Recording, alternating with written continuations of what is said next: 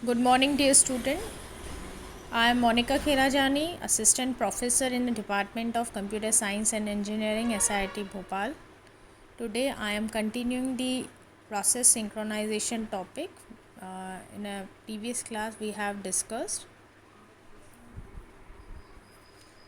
Now, I am revising the previous lecture. In a previous lecture, we have discussed what is the process synchronization. Process synchronization क्या होता है basically एक technique होती है जिसमें अपन resources के बीच में जो भी कोऑपरेटिव प्रोसेसेस होती हैं उनके बीच में अपन कोऑर्डिनेशन प्रोवाइड करते हैं क्योंकि क्या होता है कोऑपरेटिव प्रोसेसेस में यदि दो प्रोसेसेस यदि कुछ ना कुछ आपके वेरिएबल्स मेमोरी या बफर को शेयर कर रही हैं मतलब एक प्रोसेस का एग्जीक्यूशन दूसरे एक के प्रोसेस का एग्जीक्यूशन यदि इफ़ेक्ट करता है execution of the another process तो वो होती है कोऑपरेटिव प्रोसेस ही लास्ट क्लास में मैंने आपको बताया था। ठीक है, उनके बीच में कोऑर्डिनेशन होना ज़रूरी है। ठीक है, यदि वो प्रॉपरली उनके बीच में यदि वो कोऑर्डिनेट नहीं कर रहे हैं तो उसके कारण वो प्रॉब्लम्स क्रिएट कर। लास्ट क्लास में मैंने आपको ये सिनेरियो भी बताया था कि किस तरीके से यदि कोऑपरेटिव प्रोसेसेस किस तरीके से प्रॉब्लम क्रिएट करती हैं। ठीक है, मैंने लास्ट क्लास में ये बताया था एक P1 प्रोसेस है एक P2 प्रोसेस है। यूनि प्रोसेसर में मतलब दो प्रोसेसेस एग्जीक्यूट हो रही हैं कॉन्करेंटली। ठीक है, और दोनों के बीच में एक वेरिएबल शेयर्ड हो रहा है जैसे कि अभी बताया था लास्ट क्लास में शेयर्ड वेरिएबल।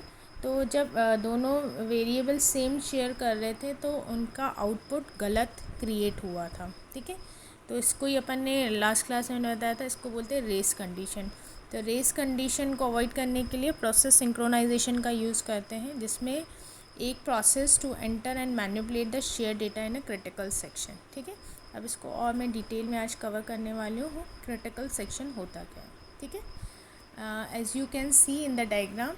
ठीक है, जो भी आपके प्रोग्राम्स होते हैं यूजुअली जैसे कि सपोज़ करो एक P1 प्रोसेस है और एक P2 प्रोसेस, ये कुछ नंबर ऑफ़ इंस्ट्रक्शन एग्जीक्यूट कर रहे हैं एक ब्लॉक में और जो दूसरा ब्लॉक बनाया है उधर भी कुछ इंस्ट्रक्शन एग्जीक्यूट कर रहा है। ठीक है, तो अपन का जो प्रोग्राम होता है यूजुअली दो सेक्शन में डिवाइडेड होता है, एक नॉन क्रिटिकल सेक्शन और एक होता है क्रिटिकल सेक्शन।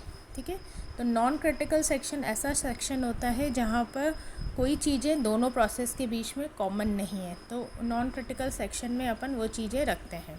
ठीक है, क्रिटिकल सेक्शन मतलब कि ऐसी प्लेस होती है कि जहाँ पर शेयर डेटा आपका स्टोर्ड होता है जो कि एक्सेस किया जाता है बाय दी कोऑपरेटिव प्रोसेसेस के थ्रू, क्योंकि कोऑपरेटिव प्रोसेसेस ही हैं क्योंकि वो कॉमन डेटा को शेयर कर, इसीलिए उनका नाम ही कोऑपरेटिव प्रोसेसेस है।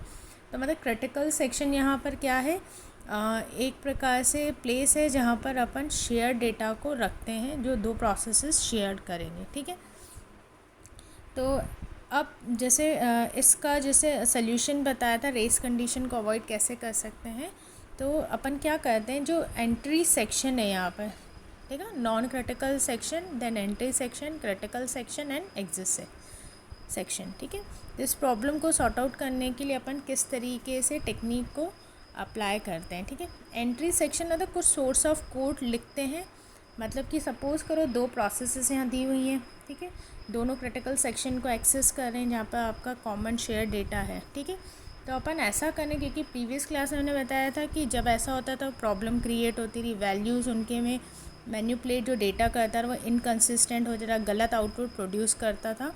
ठीक है, तो इसमें अपन ऐसा इस सिचुएशन को कैसे ओवरकम करेंगे, तो क्रिटिकल सेक्शन से पहले जैसे P1 यहाँ प्रोसेस है तो ये एंट्री सेक्शन में जाएगा। ठीक है, और एंट्री सेक्शन के कुछ कोड ऑफ इंस्ट्रक्शन को एग्जीक्यूट करके तभी वो क्रिटिकल सेक्शन में आएगा। क्रिटिकल सेक्शन में जैसे ही P1 प्रोसेस आई तो उस टाइम पर जो भी बहुत सारे एल्गोरिथम्स यूज़ किए जाते हैं कि इसको अचीव करने के लिए प्रोसेस सिंक्रोनाइज, तो उस टाइम पर यदि P1 प्रोसेस यदि क्रिटिकल सेक्शन में तो उस टाइम पर P2 प्रोसेस उसको एक्सेस नहीं कर सकता है, वो तभी करेगा जब क्रिटिकल सेक्शन में कोई प्रोसेस नहीं है। ठीक है, यहाँ साइमल्टेनियस P1 और P2 है, तो यदि P1 क्रिटिकल सेक्शन में उस टाइम पर P2 नहीं आ सकता है, फिर एग्जिट सेक्शन में आएगा, फिर वो एग्जीक्यूट हो जाएगा। ठीक है। तो एंट्री सेक्शन क्या होता है? It is a part of process which decide the entry of particular process in a critical section out of many other process. ये मैंने आपको बताया कि एंट्री सेक्शन किसी प्रोसेस को क्रिटिकल सेक्शन में आने से पहले उसे एंट्री सेक्शन में जाना ज़रूरी होगा, उसके बाद ही वो क्रिटिकल सेक्शन में आ सकता है।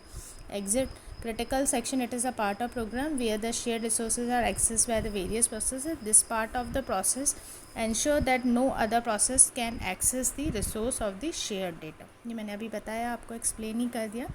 Exit section is a process that allow the process that are waiting in the entry section to enter into the critical section. It checks that process that after the process has finished the execution in a critical section can be remove through the exit section. ठीक है, यदि critical section में जो भी process का काम हुआ फिर वो एग्जिट सेक्शन में जाकर यहाँ से टर्मिनेट होगा। ठीक है, तो these are the basic to remove the race condition to achieve the process synchronization. ठीक है, किस तरीके से हम प्रोसेस को सिंक्रोनाइज करते हैं प्रोग्रामिंग। अब इसमें ही अपन डिटेल में पढ़ेंगे, बहुत सारे मेथड्स यूज़ होते हैं। ठीक है, अब इन रेस कंडीशन को रिमूव करने के लिए क्रिटिकल सेक्शन का यूज़ करते हैं। ठीक है, पर क्रिटिकल सेक्शन को भी अचीव करने के लिए बहुत सारी मेथड्स यूज़ होती हैं। तो जितनी भी मेथड्स यूज़ होंगी, ठीक है, कि क्रिटिकल सेक्शन को किस तरीके से एक्सेस करें कि दो प्रोसेसेस के बीच में प्रॉपर सिंक्रोनाइजेशन और कोई आउटपुट गलत प्रोड्यूस नहीं हो। ठीक है, तो जितने भी अभी बहुत सारे अपन मेथड्स पढ़ेंगे कि किस तरीके से अपन इस फीचर को अचीव कर सकते हैं, सिंक्रोनाइजेशन को। ठीक है, तो जितने भी अभी मेथड्स आगे पढ़ेंगे उनको अचीव करने के लिए ये 4 कंडीशन होना ज़रूरी है। एक है म्यूचुअल एक्सक्लूज़न। ठीक है, म्यूचुअल एक्सक्लूज़न होता क्या है कि सपोज़ करो 2 प्रोसेसेस हैं, तो यदि एक क्रिटिकल सेक्शन में है तो मैंने अभी बताया, तो उस टाइम पर उस ड्यूरेशन में दूसरा प्रोसेस इस क्रिटिकल सेक्शन में नहीं आ रहा है, क्योंकि दोनों के बीच में क्रिटिकल सेक्शन में शेयर डेटा है, तो एक प्रोसेस को एट अ टाइम एक ही एक्सेस कर पाएगा क्रिटिकल सेक्शन को। तो इस कंडीशन को अपन क्या बोलते हैं? Mutual exclusion. If a process is executing in its critical section then no other process is allowed to execute in the critical section. ठीक है, दूसरा है प्रोग्रेस। प्रोग्रेस का मतलब आप जैसे छोटे नीचे डायग्राम में देख रहे हो कि ये मतलब कंपलसरी है, ये कंडीशन होना ज़रूरी है जब भी अपन को सिंक्रोनाइजेशन को अचीव करना है।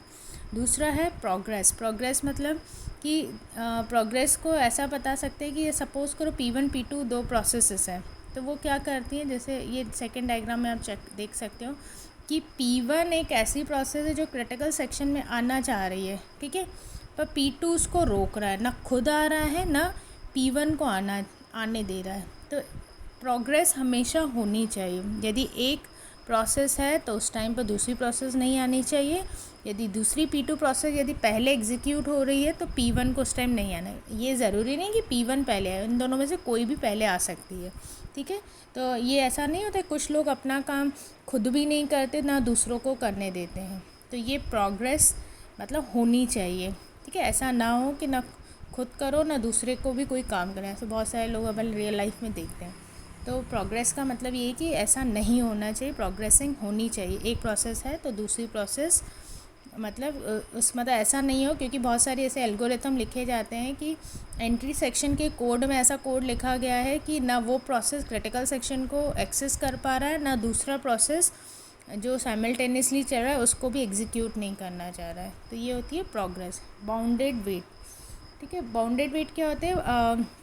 A bounded must exist on the number of times that other process are allowed to enter their critical section after the process has made the request to enter its critical section and before that request is granted। ठीक है, इसमें क्या होता है, यदि 2 processes जो cooperative processes हैं, ठीक है, मतलब एक प्रोसेस एंट्री सेक्शन में जा रही है, क्रिटिकल सेक्शन में जा रही है, फिर एग्जिट होकर फिर से जा रही है, मतलब अपना काम कर रही है, और P2 को चांस ही नहीं मिल रहा है, बार बार मतलब P1 सिर्फ एग्जीक्यूट होती जा रही हो, P2 का कोई रोल ही नहीं है। मतलब सपोज P1 यदि 10 टाइम्स चला, चलो P2 1 टाइम एग्जीक्यूट हुआ क्रिटिकल सेक्शन को एक्सेस करने के लिए, पर ऐसा नहीं हो कि ये इनफाइनाइट टाइम हो गया और वो एक टाइम हुआ। तो ऐसा नहीं होना चाहिए। मतलब कि यदि P1 एग्जीक्यूट हो रहा है तो P2 का भी एग्जीक्यूट होना, मतलब क्रिटिकल सेक्शन को वो एक्सेस कर सकता है। ठीक है, मतलब ऐसा एल्गोरिथम अपन ने नहीं डिज़ाइन करना चाहिए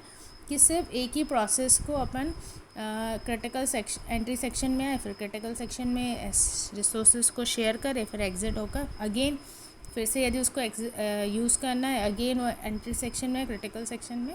ठीक है, तो ऐसी बाउंडेड वेट नहीं होना चाहिए, दोनों का इक्वली कंट्रीब्यूशन होना चाहिए। इक्वली भी नहीं तो यदि 10 टाइम्स P1 एग्जीक्यूट हुआ है तो 1 टाइम यदि P2 हो रहा है तो चलेगा। ठीक है, no exception related to hardware, मतलब कोई एजप्शन ऐसे एल्गोरिथम यदि डिज़ाइन नहीं होने चाहिए कि जिसमें अपन ने बना दिया कि ये प्रोसेस सिंक्रोनाइजेशन को अचीव करने के लिए यदि आपका ऑपरेटिंग सिस्टम इतने बिट्स का होगा, यदि आपकी हार्ड डिस्क इतने GB की होगी, तभी वो एल्गोरिथम प्रोसेस को सिंक्रोनाइज कर पाएगा कोऑपरेटिव प्रोसेसेस को। ठीक है, so in the next lecture we will cover what are the different methods are used to achieve the synchronization. Thank you so much.